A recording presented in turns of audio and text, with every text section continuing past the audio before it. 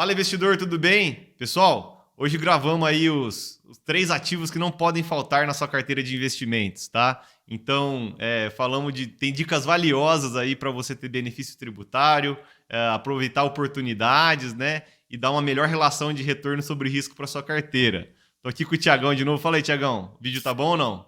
Pô, tá excelente, né, Marcelão? Mais uma vez aí dicas valiosas para você que está começando, para você que já tem aí, né, uma caminhada aí nos investimentos. Com certeza aqui a gente está trazendo ótimas dicas aí para você. Então é isso aí, pessoal. Acompanha aí depois da vinheta. Um abraço.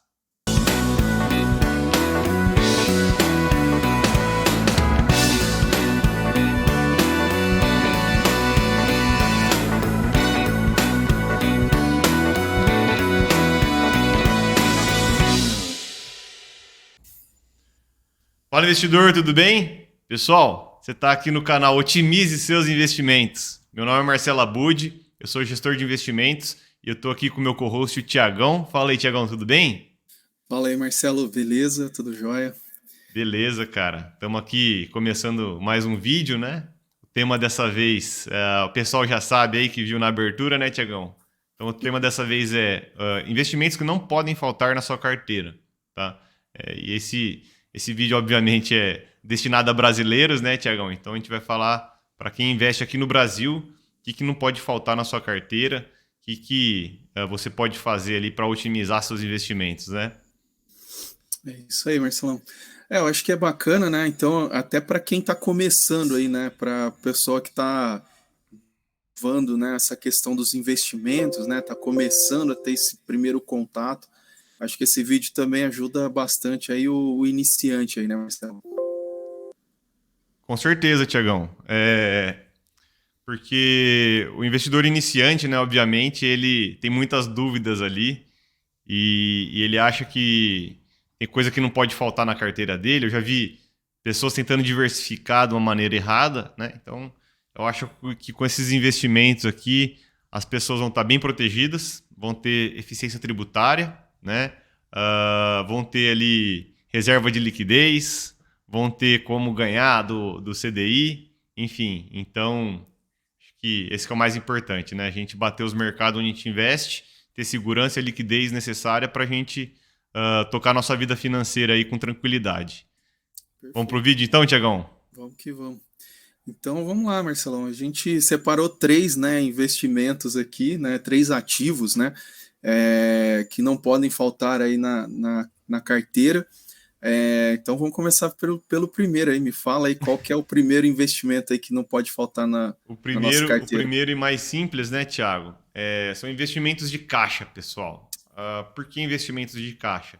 E o que são, né? Eu acho que falar um pouco do que são, né? E por que eles têm que estar na carteira.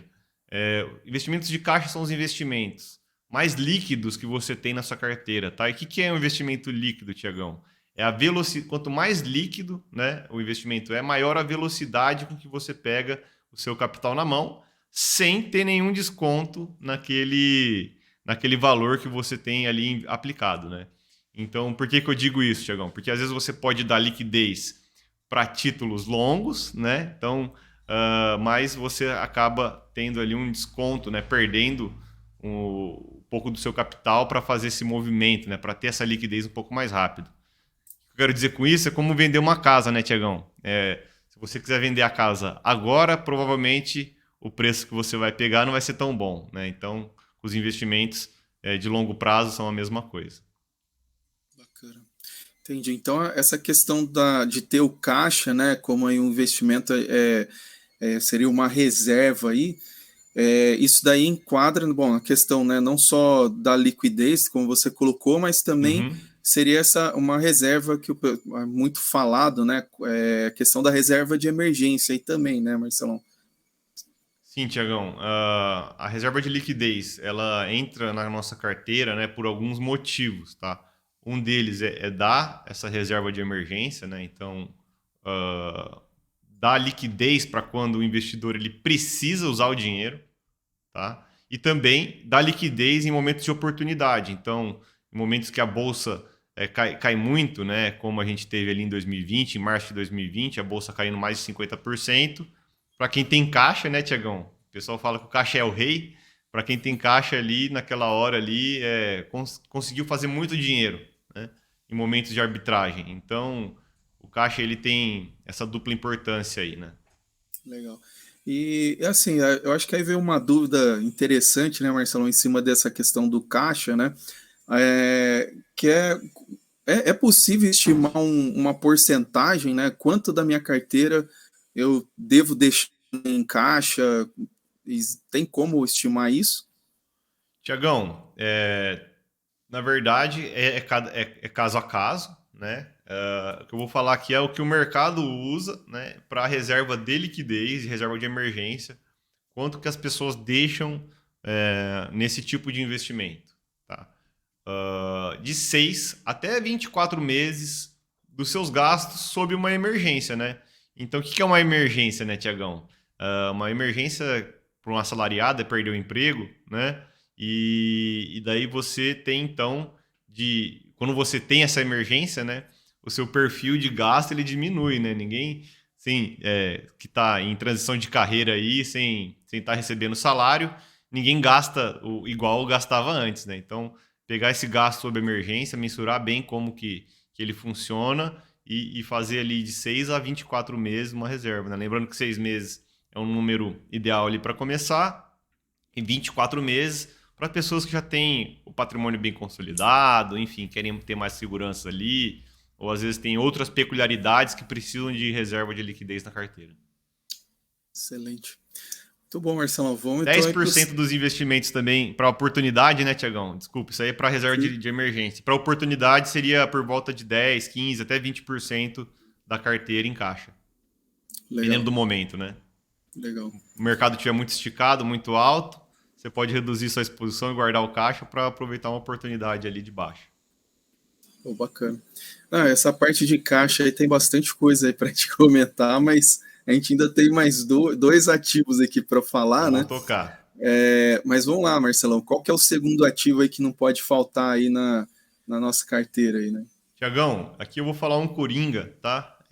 Assim como o caixa ele é um coringa, porque aqui a gente está falando do caixa, você tem que ter tanto conservador quanto o mais arrojado, né? Precisa ter caixa. E agora o multimercado é mais um coringa, tá? É o fundos multimercado, pessoal. E por que os fundos multimercado? Eles são a nossa versão brasileira aqui dos hedge funds, né? Para quem conhece aí, Tiagão, o seriado Billions, né? Para quem assiste os filmes aí de Wall Street. A gente tem os grandes hedge funds, né? Que são o quê? São os grandes gestores do mercado, dos grandes alocadores de mercado, e a gente tem produtos similares aqui e tão bons quanto esses fundos internacionais de proteção, a gente tem aqui no Brasil, que são os fundos de multimercado, tá? Então, cara, temos casas assim consolidadíssimas nessa classe de ativo, como a Verde, né? Que inclusive o Stuhlberger ele participou ali da montagem do arcabouço regulamentar que hoje rege os fundos de multimercado, né? Então, para você ver como que tem gestores que estão envolvidos desde o início dos multimercados aqui no Brasil, né? Esse multimercado, Tiagão, desculpa falar muito, daí você tira suas dúvidas aí.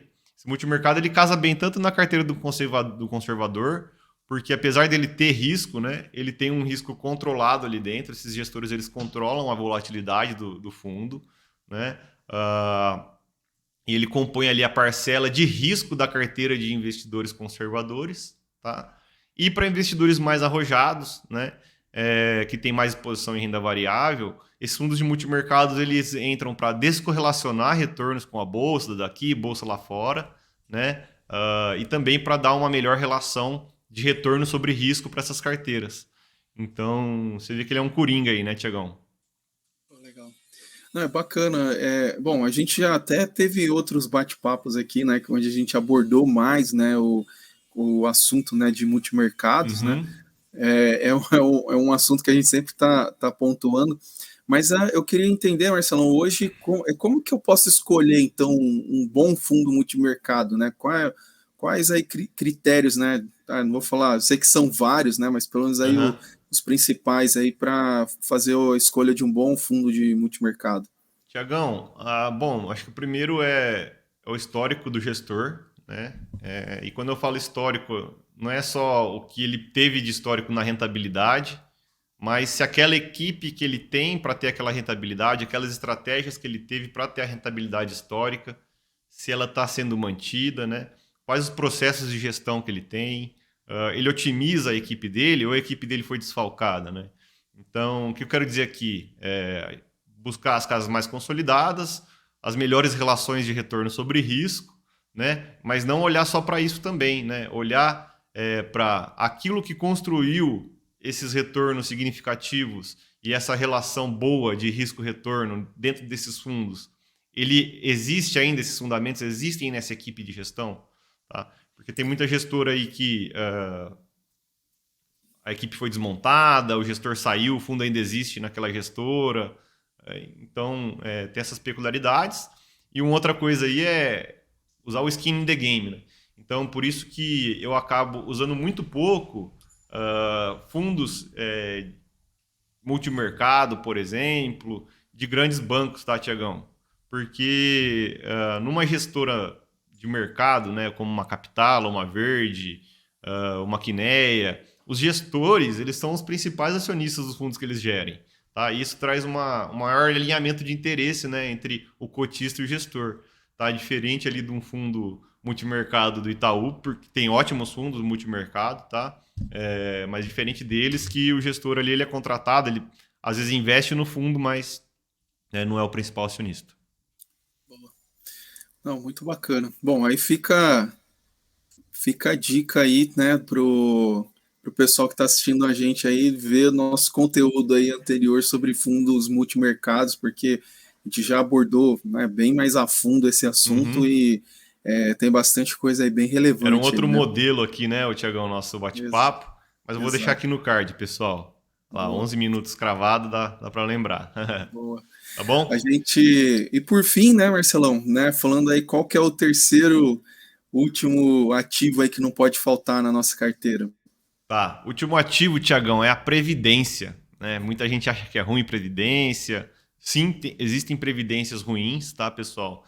Mas se você escolher um bom fundo de previdência, né, e fazer um planejamento ali de alocação, o benefício, e assim, de novo, se você cai numa tabela regressiva lá, você precisa deixar o seu dinheiro 10 anos investido para ter o benefício tributário, mas no PGBL você precisa calcular quanto que você pode investir ali para ter também o benefício tributário, né? Depois a gente explica tudo isso aí mais a fundo em outro vídeo, mas existem benefícios tributários que precisam ser muito bem planejados, tá? E existem bons e ruins fundos de previdência, então se você fizer um planejamento correto, escolher um bom fundo, né? Isso com certeza também é um investimento que não pode faltar na sua carteira, tá? Mas, de novo, ele tem que estar bem ajustado, assim como o fundo de multimercado e assim como o caixa também, né, Tiagão? Até voltando um pouco, e daí você faz seu desfecho aí, porque a gente esqueceu de falar. O que é um ativo caixa, Tiagão? Hoje a gente tem fundos caixa, então, pessoal, que são fundos que têm essa liquidez D+1, né? Normalmente eles investem bastante em títulos bancários, de alta liquidez e de uma boa nota de risco, né? AA, AAA e também fundos de Tesouro Selic, tá? Então, acho que o fundo de Tesouro Selic hoje é o principal ativo caixa aqui do brasileiro. Legal. Então, é isso, Tiagão. Eu esqueci e voltei, tá? Para não deixar o pessoal no vácuo aí. Não, e é importante fazer essa ponderação, né? Porque realmente, assim, são coisas que as pessoas têm dúvida, né? Às vezes a gente fala muito de caixa, mas a gente não consegue aí, né, exemplificar quais ativos, né, são esses tipos de investimento aí.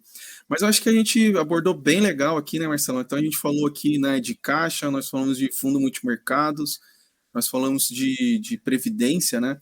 É óbvio que todos esses ativos, né, eles precisam aí de mais tempo, né, gastando aqui, explicando mais, tem muito assunto, mas acho que já deu para passar aí essa mensagem aí dos ativos que não podem faltar na nossa carteira de investimentos aí, né? Sim, Tiagão. E se alguém chegou até aqui no final, pessoal, tem o like aqui. O like é um impulsionador que você dá aqui no nosso vídeo. Se inscreve no canal, compartilha com outras pessoas, deixa seu comentário. Tudo isso ajuda a gente a engajar mais aqui e o nosso vídeo chegar mais longe. Para quem está acompanhando o nosso conteúdo aí, Pessoal, por que que eles voltam no primeiro ponto? Porque a gente não tem uma pauta aqui, a ideia é ser transparente, né, Thiago? E Exato. passar assim, é colocar você dentro da nossa call aqui, né, que a gente tem, e ser bem transparente, então deixar a coisa bem natural. Então, às vezes a gente acaba esquecendo uma coisa ou outra e vem puxando, mas sempre tentando dar o conteúdo completo aí para vocês. Tá bom? Muito bom. Beleza, Tiagão? Pessoal, então, até o próximo vídeo. Tchau, tchau, um abraço. A gente aguarda vocês no próximo vídeo. Valeu, tchau, tchau.